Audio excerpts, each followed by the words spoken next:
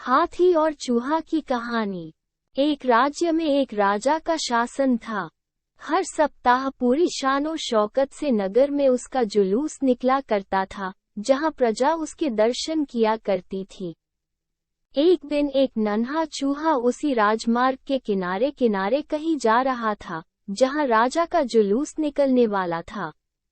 वो चूहा था तो छोटा सा, मगर उसका घमंड बहुत बड़ा था और वो खुद को सर्वश्रेष्ठ और महान समझता था।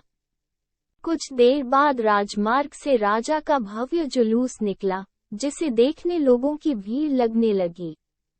राजा अपने पूरे दल बल के साथ था। उसके सैनिक उसे घेरे हुए थे। कई मंत्री और अनुचर उसके पीछे थे। वो एक विशाल शाही हाथी पर सवार था। हाथी शाही था, इसलिए उसे भव्यता से सजाया गया था और उसकी शान भी देखते बनते थी। जुलूस में हाथी के साथ एक शाही बिल्ली और एक कुत्ता भी थे।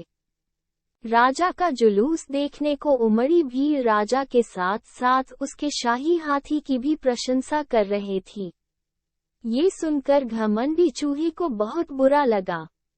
वो हाथी को गौर से देखने लगा, फिर सोचने लगा, इसमें ऐसी क्या खास बात है जो मुझ में नहीं।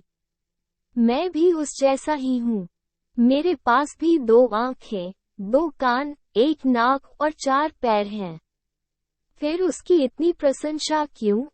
उसके विशाल शरीर के कारण, लंबी सूंड के कारण, छोटी छोटी आंखों के कारण या झुर्रीदार चमड़ी के कारण?